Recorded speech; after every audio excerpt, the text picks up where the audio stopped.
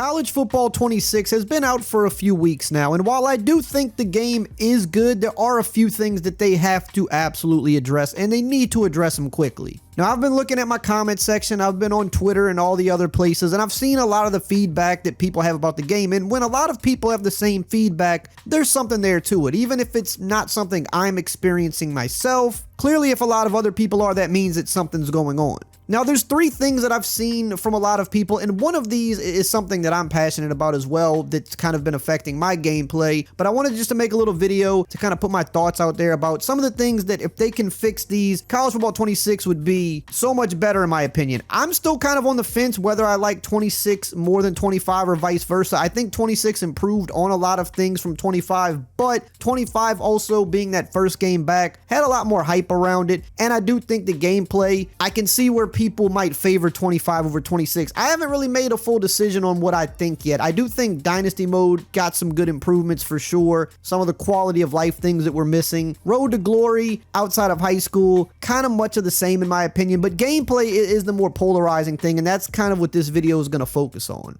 But let's get the first thing out of the way. Now, this is something that has happened to me 0 times, and it's happened to everybody I know 0 times, but I'm seeing a lot of comments about this, so I know that it's an issue, and that is the crashing. This is probably one of the things I've seen the most comments about lately. Now, I don't know how many people this is affecting. It seems more of a Road to Glory and Dynasty issue. I play mostly online. I do dabble in Dynasty a little bit. I haven't had any issues with it there. I think it's mainly Team Builder Dynasty. Correct me if I'm wrong below. And Road to Glory, I'm not sure what it is, but it just seems like it's something that happens to certain people, and that's just unacceptable. We can't have the game crashing. Now, EA did come out today actually and say that they put out an update that was just a pure stability update, which I'm assuming was to handle some of these issues. So this may have improved today, but they also said that they're still monitoring this and have more updates on the way for this, which means to me, that means it's not completely solved yet. What they said was, we're aware that some players have experienced issues in Road to Glory and separately in Dynasty Mode. Today's update includes targeted stability fixes for both experiences. We're actively monitoring and have more updates on the way. If you're still running into issues, please share your experience and details with us below. So if you are still experiencing any type of crashing issues, make sure to go to their College Football Direct Twitter page and let them know, because the more info they get about it, the easier it is to troubleshoot.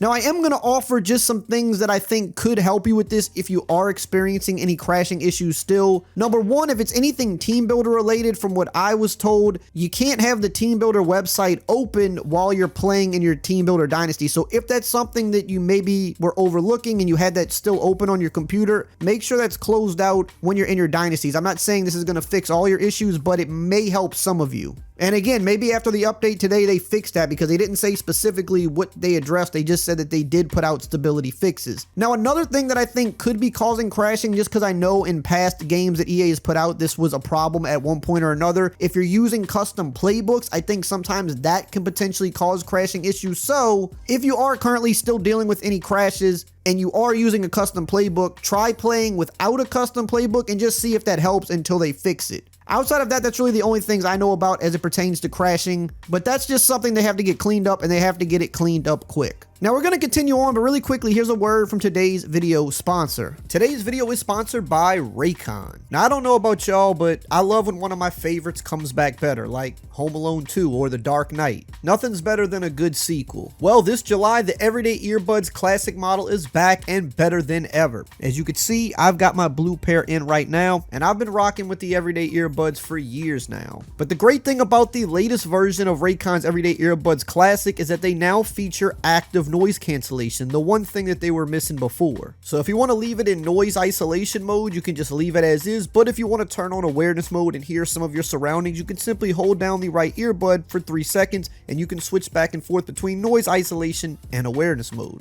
Pair that with the 8 hours of playtime and 32-hour battery life, your Raycons will never leave your ears. I'm always wearing mine when I'm walking my dogs or if I'm running errands and I want to listen to a podcast, and my favorite thing about them is, unlike a lot of the other earbuds on the market, these never fall out of my ear. They stay locked in no matter what I'm doing. And that's because they come with optimized gel tips for a custom, comfortable fit. And they also come with 3 different sound profiles to customize to your listening experience. You can choose between pure sound, balanced sound, or my favorite, bass sound. I like for my music to knock, so that's the one I go with. And they also offer these cool carrying cases now so that you can protect your charging case anywhere you go. And of course, you know that Raycon's going to be hooking you up. Go to buyraycon.com/Rayweather to get 20% off fan favorite everyday earbuds classic, sponsored by Raycon. Number 2, I'm going to say blocking. Now, for me personally, I don't think blocking is as bad as some people say. I'm able to still play, put up points. I think defense in this game is not very good, which I'm going to get to in a minute. So the blocking not being great all the time, in a way for me, kind of counterbalances how bad the defense is on all other fronts. So getting pass rush in quick, I don't think is always the worst thing. I do think, just like in last year's game, the idea is you got to get the ball out quick, especially if you're playing on Heisman. The block sheds happen quickly, and you really got to make sure you're not holding onto the ball too long. However, the more I have played, I do see more issues where there are some clear things where the offense is just missing targets altogether, and that shouldn't be happening, right? Quick block sheds, I don't have a problem with. I think those are intended, and I don't think those are going away. Again, especially if you're on Heisman, they're going to block shed quickly. And even if you have higher rated guys, sometimes that's still going to happen because that's kind of simulating how pass rush is in real life. It doesn't matter how good the O-line versus the D-line is. Sometimes D-line's just going to win. Now, of course, in the game on a higher difficulty, they're going to win maybe a little more often because that's how they simulate difficulty. So I don't think that's going anywhere, but in terms of just actual targeting, especially with the new stunts and twists, I'm seeing it on some of those where, yeah, the stunts and twists are supposed to work. It's supposed to confuse the O-line sometimes, but there are certain stunts that just seem to work way too often, and to me, that's more of an O-line issue than it is the stunt just working properly. And of course, you see the little issues here or there where sometimes a guy just flat out misses a pass rusher that's in front of him, or he just targets the wrong guy that's at the second level, right? So they need to kind of clean that up. I don't think blocking personally needs like this crazy overhaul. I just think there's a few issues. If they could just touch up some of the targeting and stuff like that, it'll be a lot better. Again, block sheds are going to still happen. I don't think you should be looking for that to completely be nerfed, but it's just how they target on these stunts and these other things that they really got to clean up.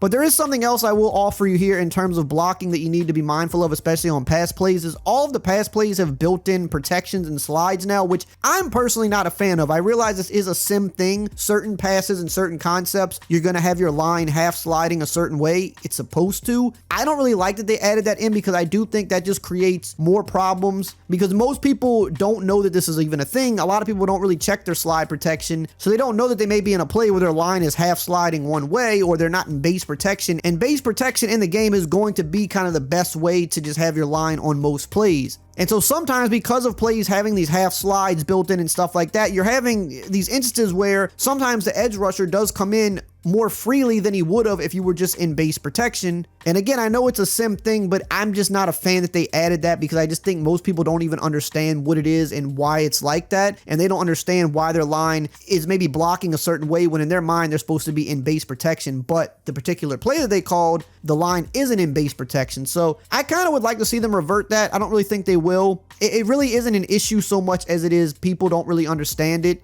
And the average person that plays isn't going to understand it. So I just feel like it kind of does more harm than good. And that's also why you're running into these situations where you think your O-line's being dumb, but actually they're sliding the way they're supposed to because of the play you called. And if you don't cancel that and just reset it to a base protection, and you're not kind of rolling out a little bit to the side that the slide is going to, or you're not having your halfback in the block, if you're sending him out on a route, but he's supposed to be blocking the back end, to you, it's just looking like a guy is walking into the backfield when the running back was supposed to be there to pick him up. So that's kind of another issue in a sense that they created by doing that, but just wanted to throw that out there. Make sure you're checking your protections because that could be the problem you're running into.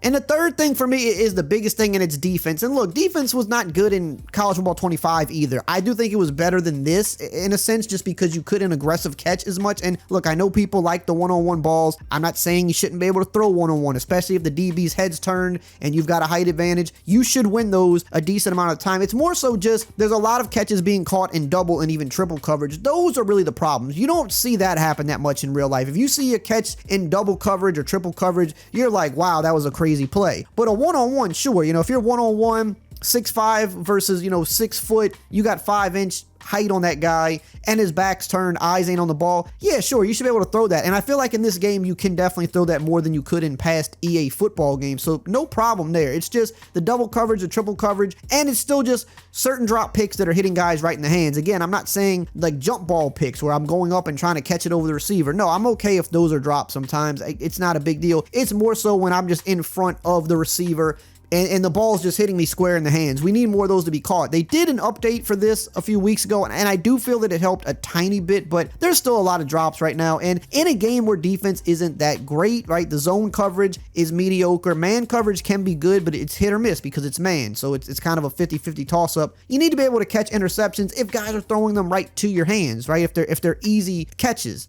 And we shouldn't be giving up as many catches in double and triple coverage. Like, those should be the type of throws that you have to pay for. So I do think you don't have to buff the whole defense. Just make it to where the double coverage type catches are happening less. Let the interceptions happen if it's hitting me right in my hands, right? If you're throwing the ball right to my hands as a defender, you made a big mistake in that point. I should be rewarded for that. Now, I'm not saying I should be rewarded for clicking on and running into a crowd and trying to jump over everybody. No, but if it's hitting me right in my hands, let's be honest, you made a really bad decision right there, and you should have to pay for that. And to go along with this, just because we're talking about drops, I guess this is like number 4, and this is definitely a bug, but there's a lot of wide open drops even on offense in this game. Like, I'm talking even on screen passes sometimes. The guy just flat out drops it. And again, every once in a while, yeah, drops should happen because that's football, but if you've played this game for a while, you've seen it. There's a lot of wide open drops even on offense, and I do believe they've acknowledged that, so I do think that's going to be fixed. But yeah, just clean up those things, and I think you got a really, really good game cooking here. I still think the game's good even with that, but these are the things that do make you annoyed the longer you play.